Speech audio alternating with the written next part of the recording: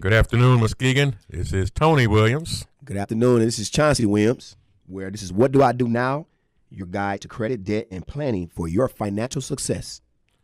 All right, here, man. It's been a while since we had an opportunity to hook up again in the studio, but it's good to see you. Good to be here. Yeah, it's good to be here, man. Good blessings. I was just telling you when I saw you, I say, this therapy for me, being able to help people, reaching out to people.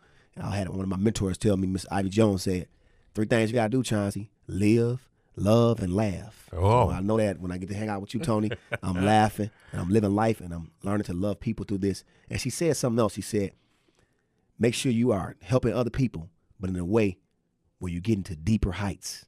I was like, that's an oxymoron. Okay. Deeper heights. She's like, look at the knowledge of yourself, share it with others, and take people to a new level.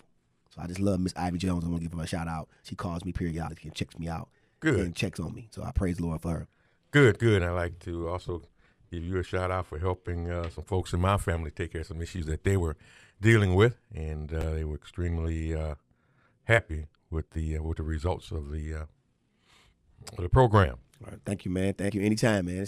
It's a pleasure being able to lend a hand with somebody. They got everything. Yeah, right. Sometimes you need to ask for help. Yeah. Nothing wrong with that.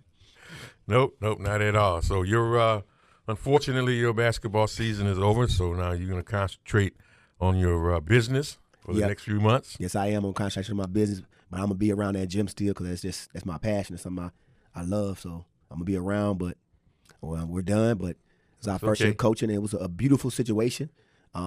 Muskegon, the athletic director, welcomed us in. The whole community welcomed us in. The kids accepted us to come in with new office, new coaches, a whole new mentality that had to be rough on those kids and the community. So they accepted us, and a lot of people still was praising us even after our loss yesterday. One of my students told me today, she said, so you lost the game, but you won a community. Absolutely. Today. She's absolutely right. I appreciate that.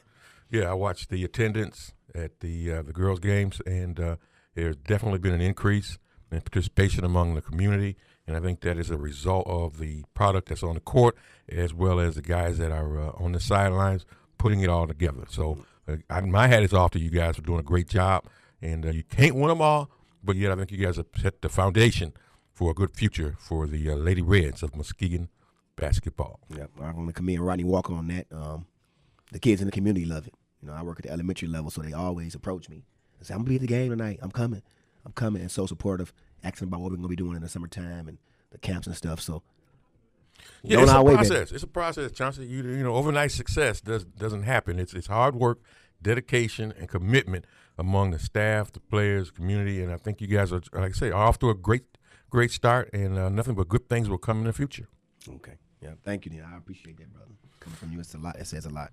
So what's on our agenda today? What are we going to talk about today? Oh man, my spirit just been telling me and I've been talking to clients here and there through our credit restoration program, and people just been trying to buy cars, and I had several clients call me or inbox me and say, I want to buy a car, Chauncey, but I got a bankruptcy, and or they want to lease a vehicle. So I was just like looking through my library and going through my life and the history that I had. I said, I got some things. So and I called you up and I was like, well, how to buy a car or lease a car after bankruptcy. That was going to be our topic today. I know that you said you had some homework you did, and we're here today. Let's see how we can help our community out. And I think this one's going to be worth their while. It's going to be some tidbits and tips that they can use to do that, to go further after that. Because a lot of people think that once they had a bankruptcy, they think that things are over. Yeah, right. That's been the belief for years. It's like a death sentence. Yep. You know, you're not dead. You might be dead. They just haven't buried you yet. They haven't buried you yet. So, but through legislation and education, people have understood what the purpose of bankruptcy is. And like you had mentioned on previous shows, it all depends on that financial situation that drove you to bankruptcy, such as the medical bills, loss of a job, or possible divorce, those kinds of things. But you have to do your due diligence in making sure that this is what you want to go through, and this is basically your last resort of getting your financial business in order. You're exactly right. I'm looking at the presidential candidate, Donald Trump. Okay. I don't even want to mention his name no more. The clown. Yep, the clown. But he went bankrupt several times. That's what he did, and that's how he uses to build his wealth. So I don't even want to mention his name no more. And I mentioned it too in other shows that for him to file bankruptcy is different than the average Joe. Okay, because there's so many other things that he has leverage and exposure to from financial services than the guy that lost his job in the factory, who's just, not even on the radar. So, he was able to do it, and others have done it as well in those high profile positions.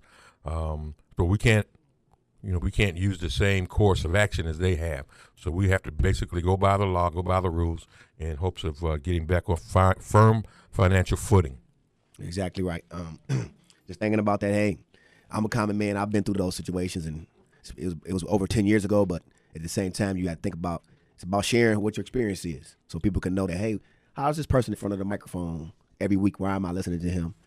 What does he know, or what has he been through? So we're here to share that today and just give them some tidbits on how to build that. So I got some of those things. All righty. Well, let's open this up to what do you got? What you got? I'm going to share a background story at first. I remember going through the similar situation myself back in 2004 during the mortgage crisis. I was putting some things on some burdens where I lost a job, properties I had, and just everything just went bad, fizzled out, Tony. And just looking back at it and talking to people on the phone now, it's my business, and it seems like history repeats itself, where I tell the same story to everyone, and like it becomes a strong testimony for me. And when I heard those clients a couple weeks ago, just kept on calling me and say, I want to buy a car, but I got a bankruptcy. I want to do this, I got a bankruptcy. So I had to sit down and share with them and say, you have to enter some of our programs. And going back to myself, I'm just thinking about what I went through. First stage was I wanted to buy a new vehicle, but I had that on my credit history almost 10 years ago. So the first thing I did, but I still was working in the credit restoration program. Okay. So I was still affiliated. So I ended up after I got my discharge papers, I ended up calling my company, connecting with them, going through the process, and they were able to remove everything that was on my discharge. But they left the item in the courts that said bankruptcy.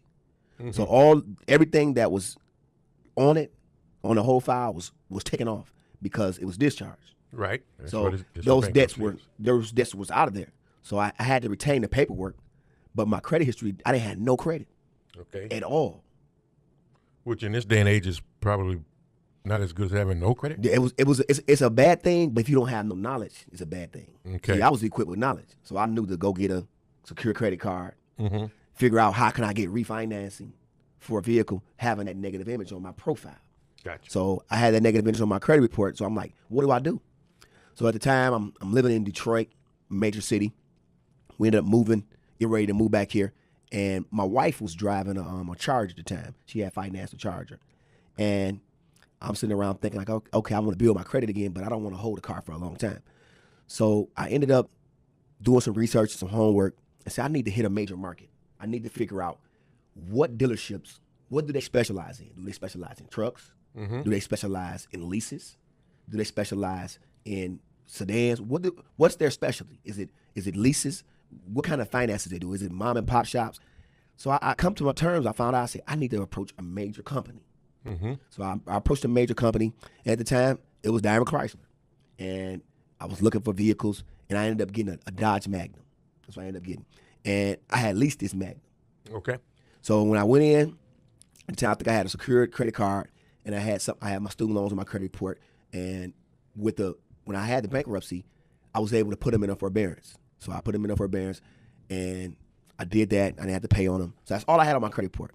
So I go around, and I end up getting with the same person that financed my wife for her vehicle, because her credit is still amazing to this day. So I had to rebuild mine to where it's at today. So my credit is better, but hers is always just the best because she didn't have to go into the situation I went into. So I ended up talking to this guy. He ended up setting me down, and he went over the procedures on how the banks work and how their company worked. And he told me, he said, well, when you're in a major market like a Chicago or Detroit or a bigger area, or if you find a company, a dealership that specializes in certain loans, they package them in certain ways. So it might be a company that say, okay, they deal with one bank. If you get approved for the dealership financing, we're talking about the major company like a Ford, a Daimler Chrysler. If you get approved for that financing, what they do is they package so many loans. If they do a great job, say if they have 100 loans that they turn to a company a month, and 10 of those loans, I don't want to say they're bad, but they're questionable. Yeah. They're marginal credit. Now, if this person is able to sit in front of this person and produce either a positive history of some kind, they'll work with them. So I had to go through a process, and I brought that in today on what I went through as a person, because I just feel like it's important to share with the audience that I've been through what people are trying to get out of. Okay. You know, and just being able to go through that and just sharing that knowledge. So just saying, how do I go about doing that, Chauncey? You was able to buy a vehicle. I actually leased it because I said, okay, if I keep it for 2-3 years, I'll be able to, for one, show a positive history with a major bank, with a major company that my wife was holding the car from. So she already had a relationship with them with positive credit.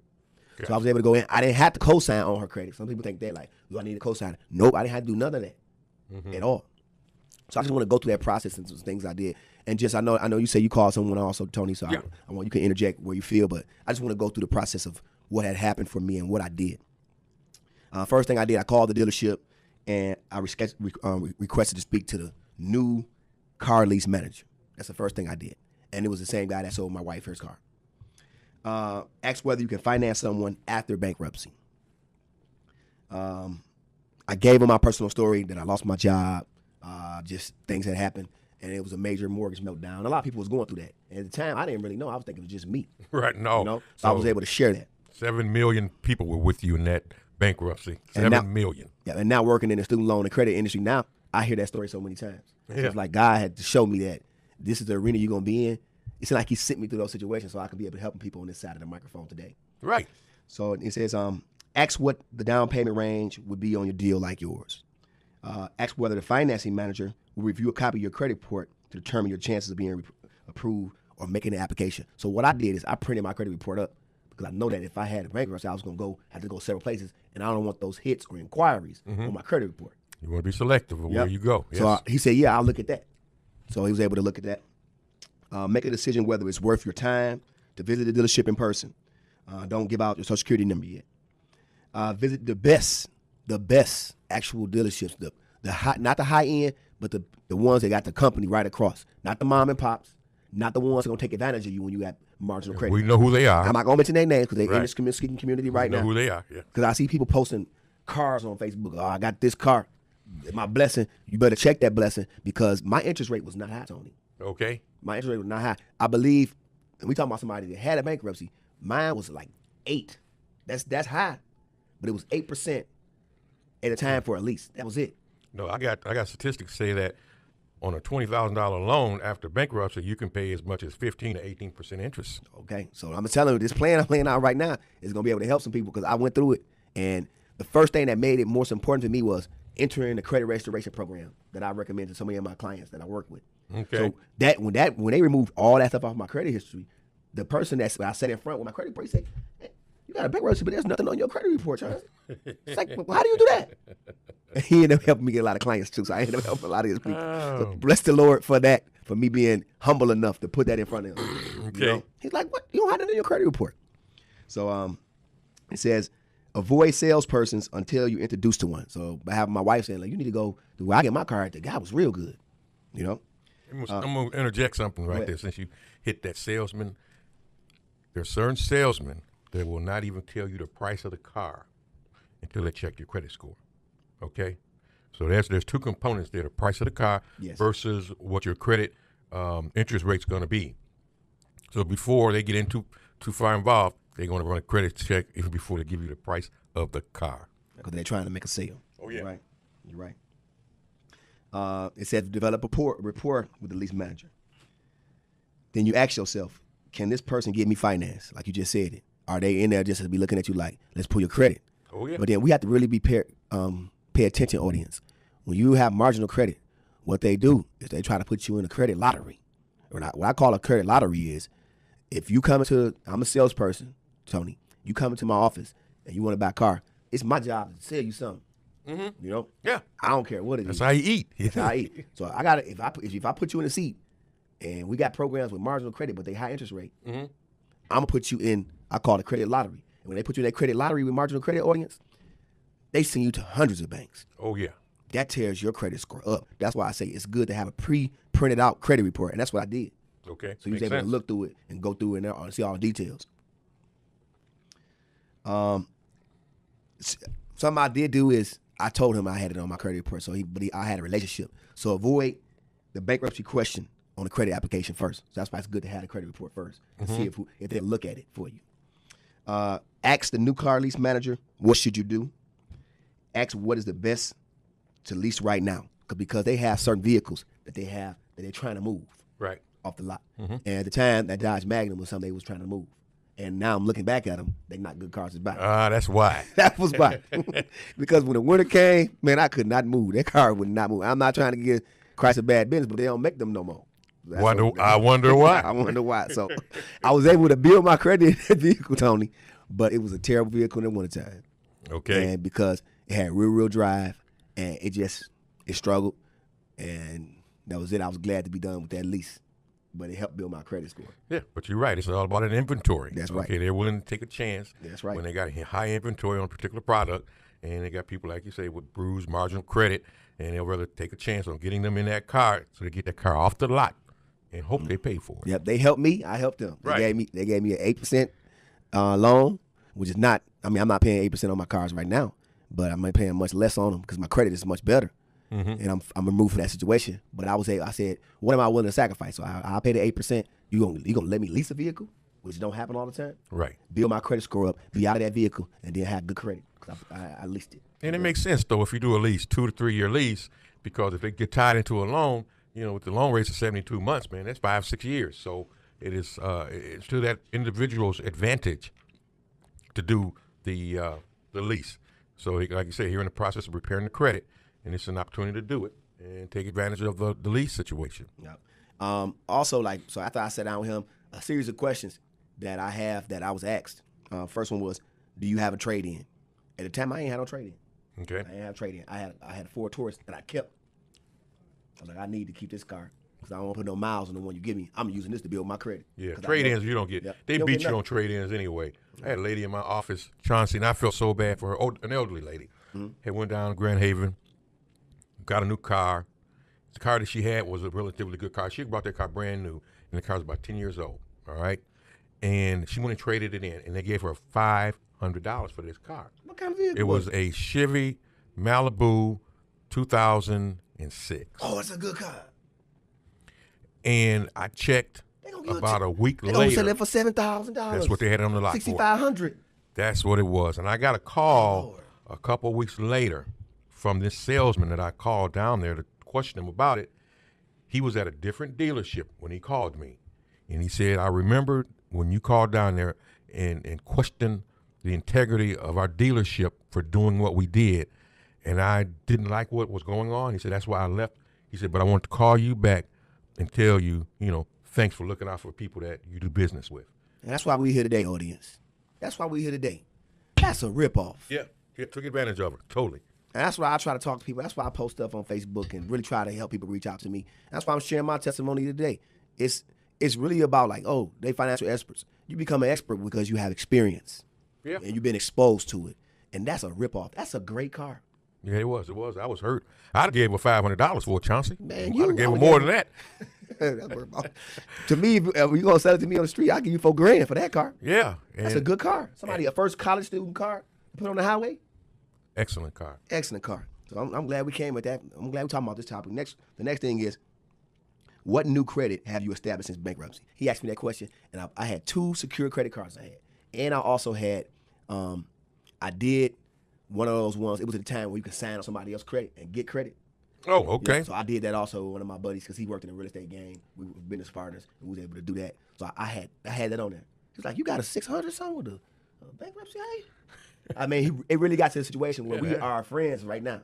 Mm-hmm. And he called me all the time. Like, Johnson, I got a client. They're looking to buy a car in a couple months. I'm going to need you to help them out. I'm going to give them your number. So that actually built a relationship that helped other people.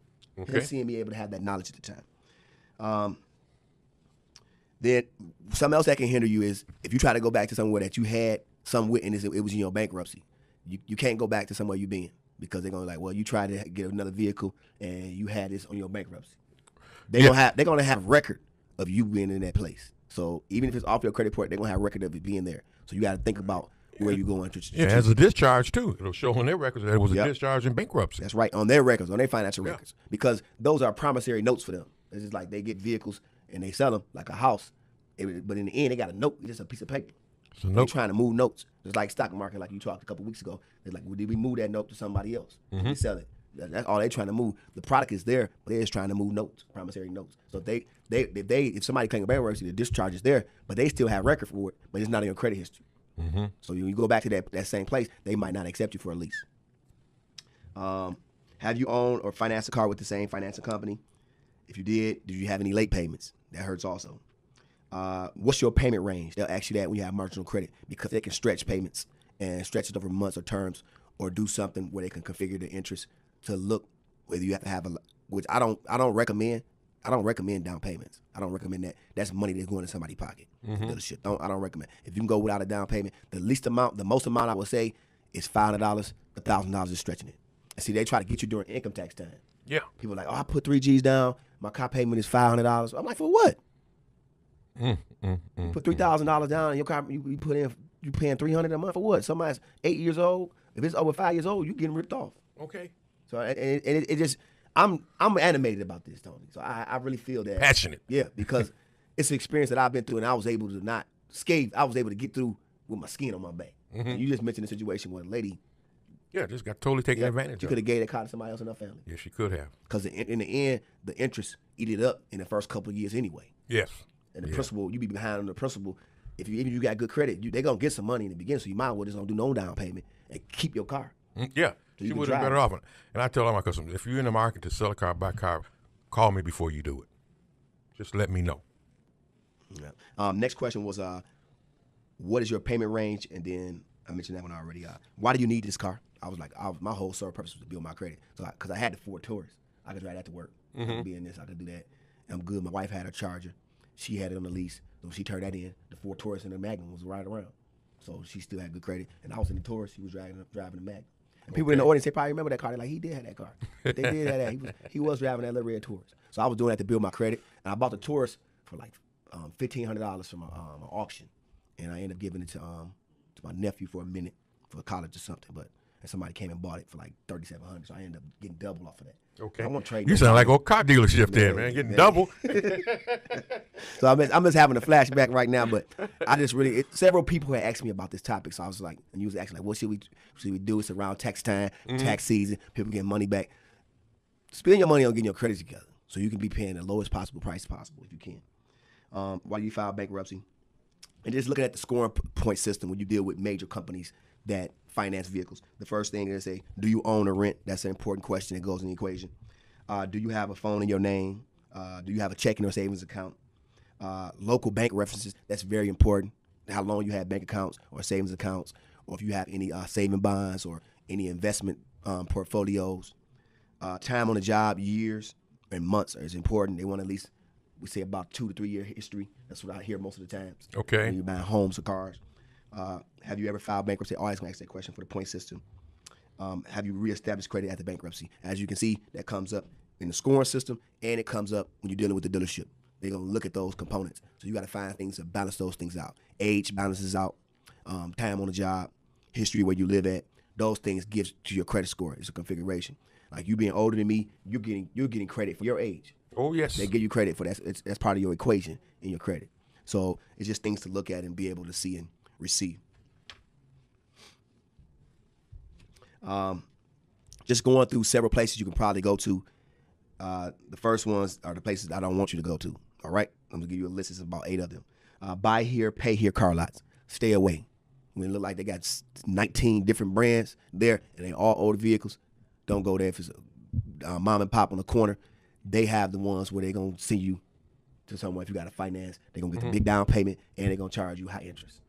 Yeah, and there's, I was just reading the other day about a financial counselor of a nonprofit, Green Path.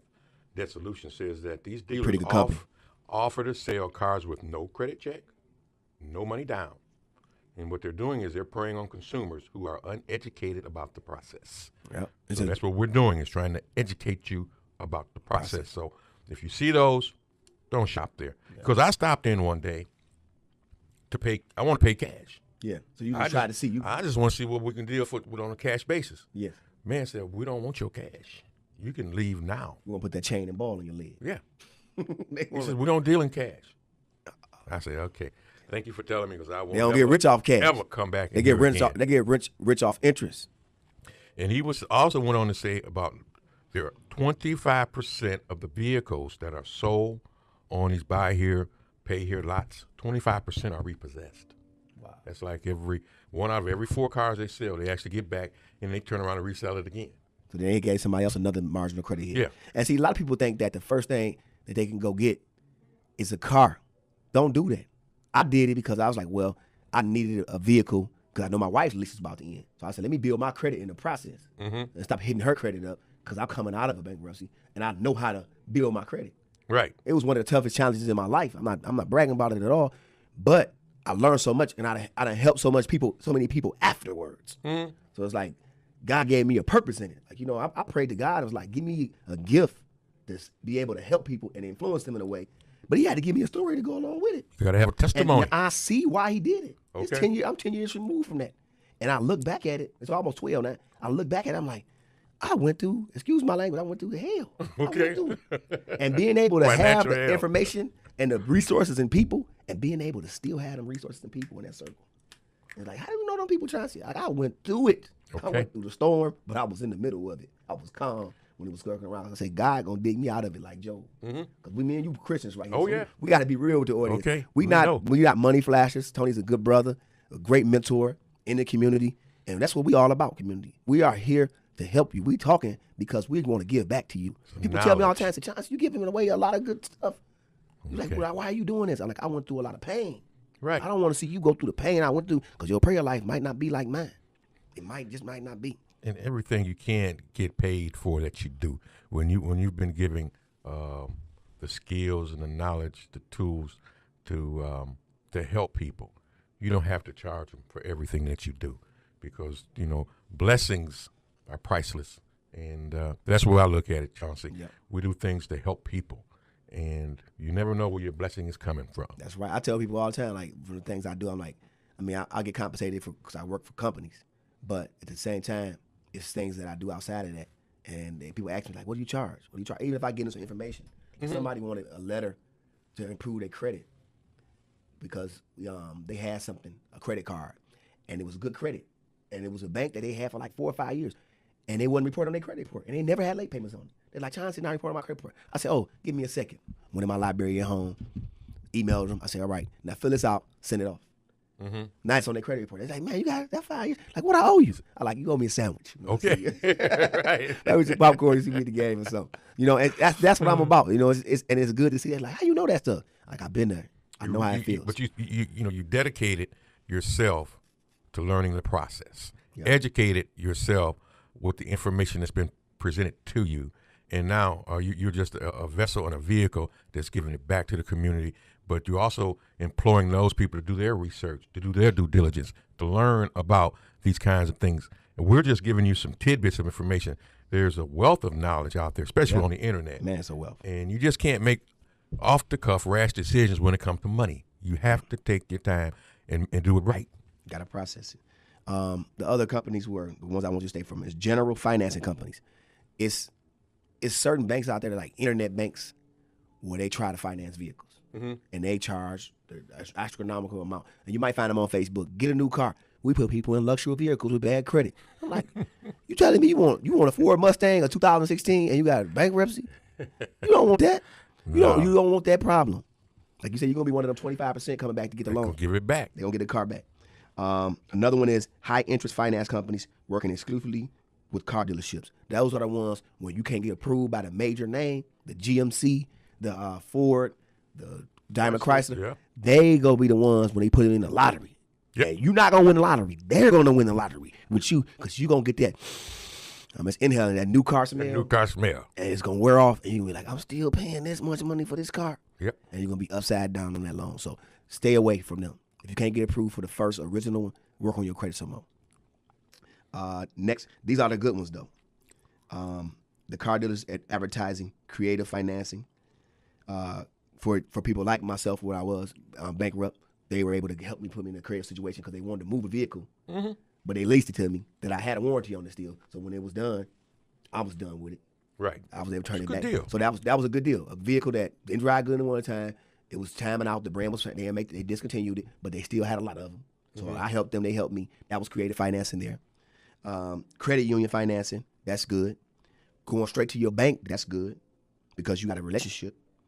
General leasing companies, and the most important one, if you get approved for the car manufacturing lease financing, that's the Rolls Royce of all financing. If you can get that one, they love you when you walk in. And if you listen to the commercials when they talk about leasing, they clearly tell you that it's for the preferred customers. That's that preferred credit score. We're talking about 740, 744, 800, probably 710, depending on your age. I'll give you 690. It's probably 685. Those numbers right there are preferred people. Where you get zero financing, 2.9, 1 point something, no payments for until next year, all that stuff. But then when they start talking real fast at the end, that's what majority of people in. Yeah, so they fall off. They fall off. That's quick. That's the last. That's that 15-second message at the end. They're supposed to be at the front when you're trying to convince somebody at the end, real fast. At the end. So this is these are some tidbits we just want to share with you today, and just information like my brother Tony said. It's all about you, and what my mentor, my godmother, Ms. Jones, told me, get a deeper understanding so you can go to new heights. That's right. And it just felt so good when she shared that with me. That's awesome. That's some good wisdom, good information she's giving you, Chauncey. Yeah. So I just want to share the last thing I have. When you get to the Rolls Royce of manufacturing, leasing, financing, if you can do what I did, here's the positive things about that, because that's where we all want to be at. Easier to qualify with previous bankruptcy, lower down payment. Like I told you, I got into one of these. Lower payment than a purchase, because you're gonna pay like $99 a month, or if you got bankruptcy, you're gonna pay a little bit more. I think I've paid like, at the time I bought a 2000. It was 2007, I think, or something, and I bought a 2000. Either a 2000. It was 2008. I bought a 2007, and I paid. The lease would have been, if my credit was super good, it would have been like $129. It was. They increased it almost $100, but it was better than trying to buy a car with bad credit and pay somebody $500. Right. So I looked at it. I said, "That's great. I'll take the 221, 225." And I loved that. That helped me out a lot. So, but I didn't have preferred credit at the time, so they worked with me. At the end of the lease term, you can either walk away, trade, purchase, or refinance it. Shorter payment term, and possibility. This one right here that I'm learning about being a business owner is 100% tax deductible, and that helped me. That 225. Okay. I claimed that all on my taxes. My accountant told me, my mentor was like, "Good job." He said, "How you get approved for that?" I showed him. He said, "I'm proud of you," and that really helped me. I was able to claim them payments, and I seen a benefit in my taxes at the end of the year. So leases do work in those situations. But I had another car to drive at the time, so I didn't put a lot of miles in the mileage vehicle. Is another. The only concern with a lease is the mileage. But like you say, if you got another vehicle, then it's a perfect situation. Yeah. So I'm removing that from that situation, and I just want to share that with the audience today, because sometimes you can talk to people and you're like, man, that really helps somebody. Like, that needs to be a show. And I'm glad I was able to consult with you and get that topic out there. I'm glad I'm able to come with you and do these things. Yeah, we're on a roll now. We're gonna get back on the schedule of new information, and we'll be giving you that information in the coming weeks and months. We're gonna keep on continuing on this topic.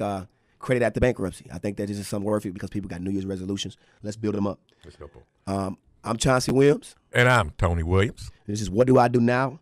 Your guide to credit, debt, and planning for financial success. 103 to beat. 103 to beat. 103 to beat. 103 to beat.